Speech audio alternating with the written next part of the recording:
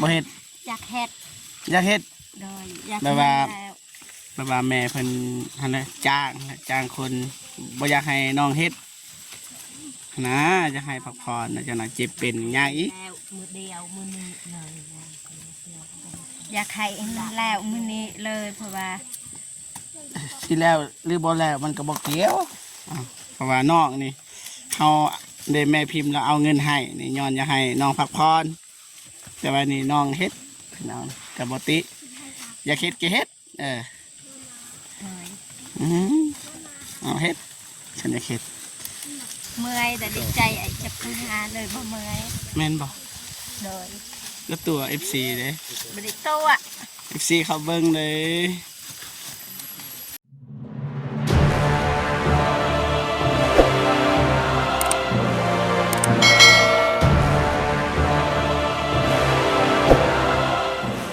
กับทักทายสบายดีสวัสดีพ่อแม่พี่น้องเพื่อ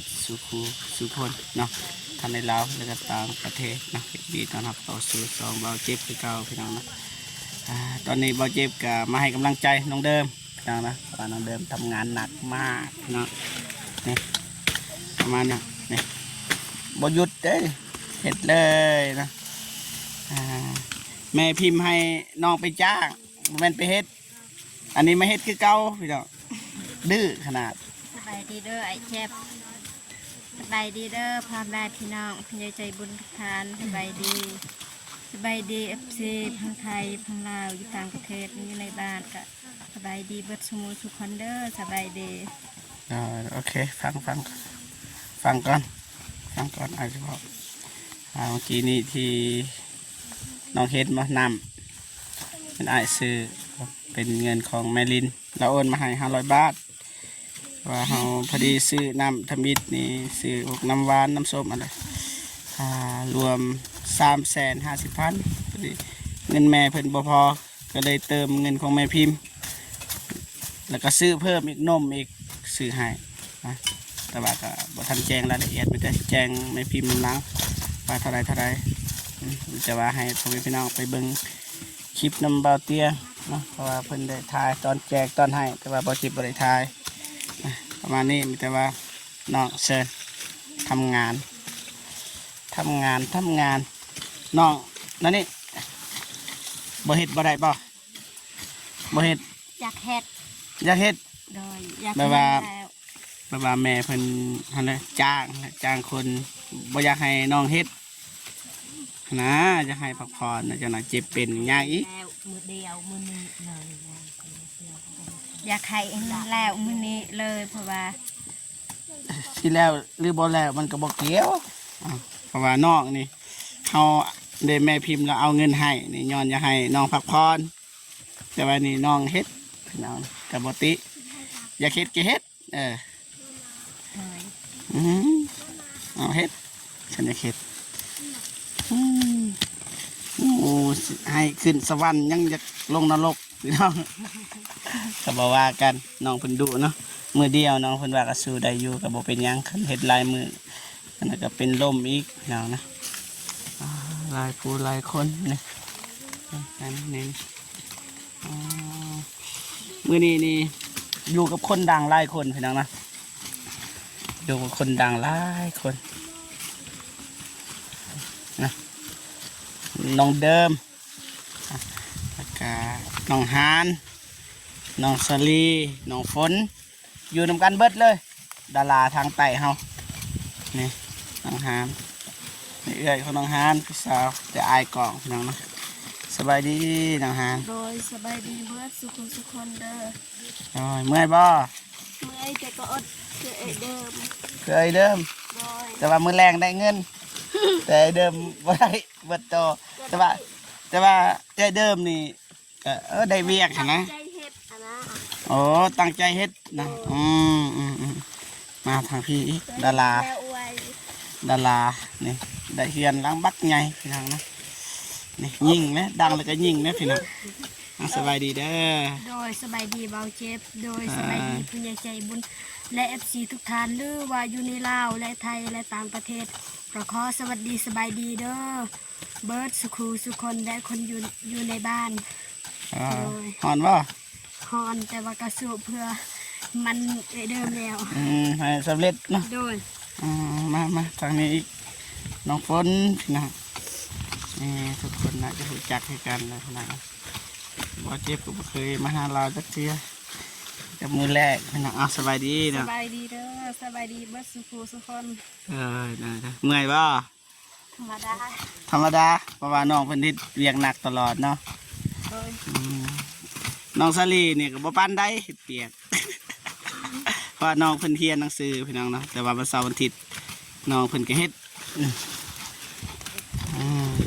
มาสู้สนไปนำกันเด้อพอเจ็บก็สิถ่ายแบบสั้นๆให้พ่อแม่พี่น้องได้เบิ่งอัปเดตหน่อยหนึงเนาะ เพราะว่าบางทีก็สิไปแปลงรถกับเบาเตียงพี่น้องเนาะเพราะว่ารถยางหัวพี่น้องโอ้โหตายตนนะอุตส่าห์มาทำความดียังไปเจอแบบนี้พี่น้องนะคันอยู่ในบ้านก็เพราะว่าตอนอยู่ในป่าพี่น้องแต่ก็เป็นกำลังใจให้พี่น้องนะกับบติคันบขี่มันกับบหัวพี่น้องนะธรรมดาสบายดีเด้อ สบายดี สบายดีน้องเดิมโอ้โหโตเลยแปลงล่าง นี่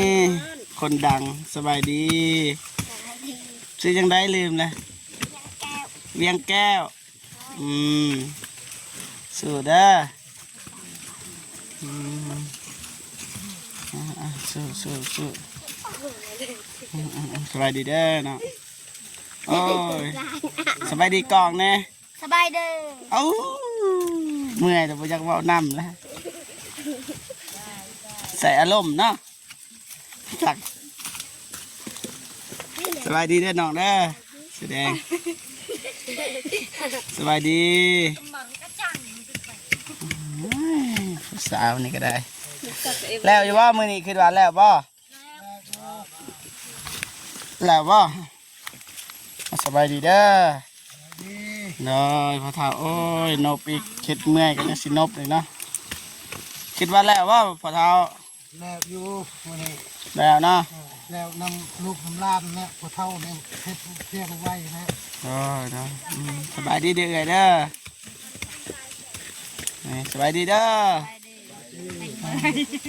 โอ้คือเป็นยังซี่เป็นยังนี่ถามนี่ลังเป็นยัง ก้าน พิการอันนี้ก็ดูกเลยบ่นี่โอ้โหชูคือกันยังนี่บ่เอ่ย เป็นเอ การ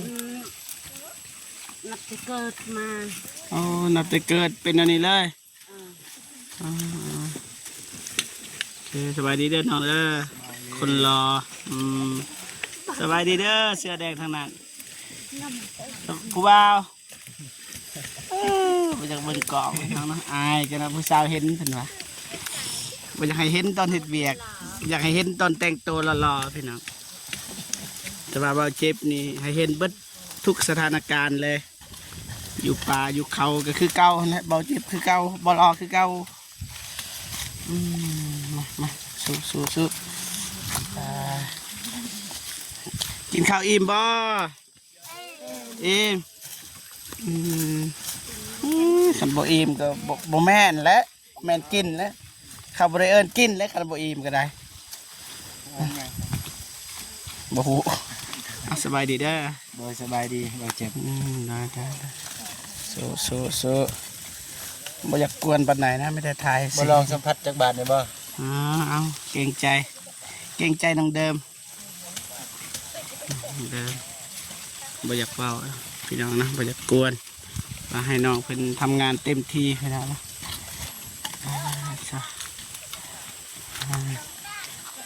นี่ประมาณนี้พี่น้องนะปลาทอดมาพี่น้องไงห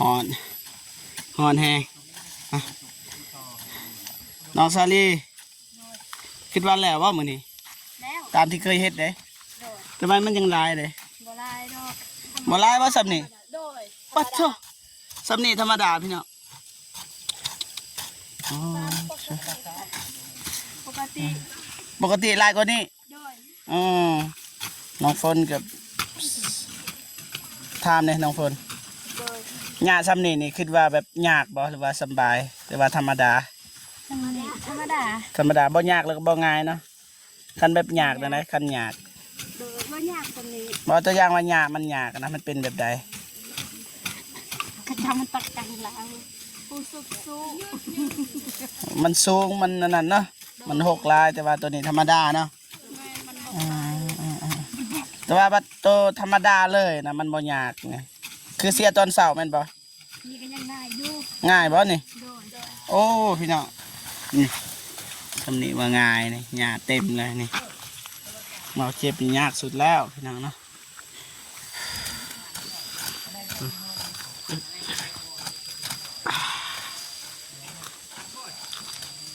ทำซามาชิแล้วแต่ว่าน้องๆเพิ่นว่าแล้วอยู่อ่ะอืม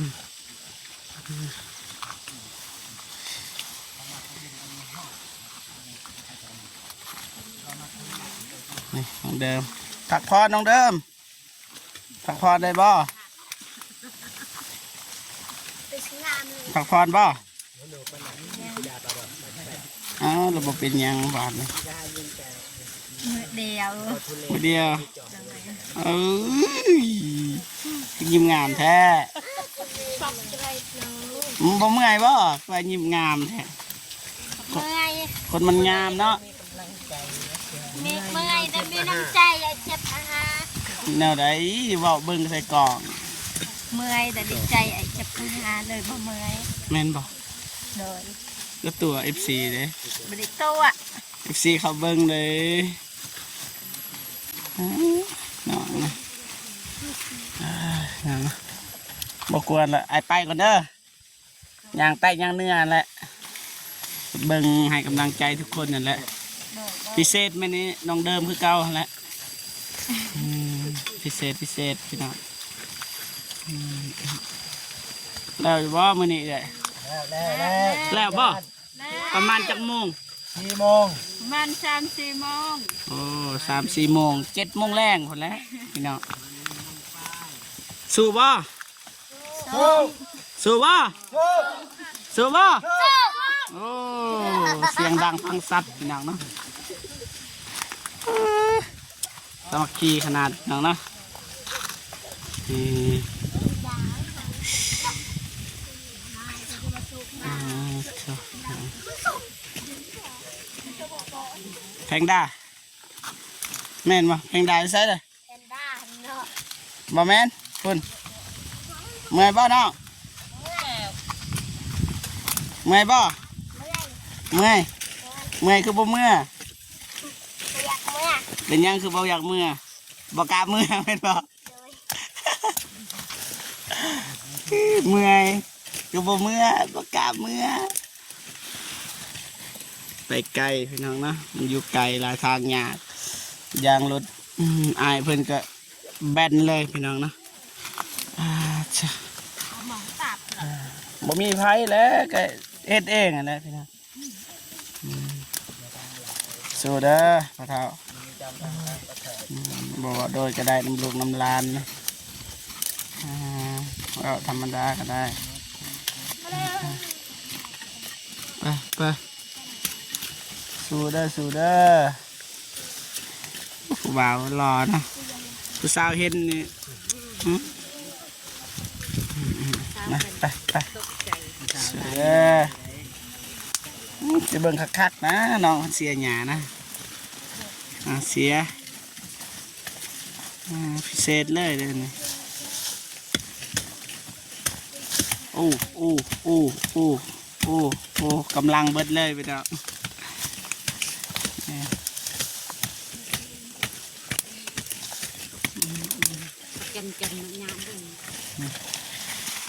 สู้บ่ สู้ สู้บ่ สู้ สู้บ่ สู้ สิ้นใจเด้น้องจะสู้ผู้สาวสู้บ่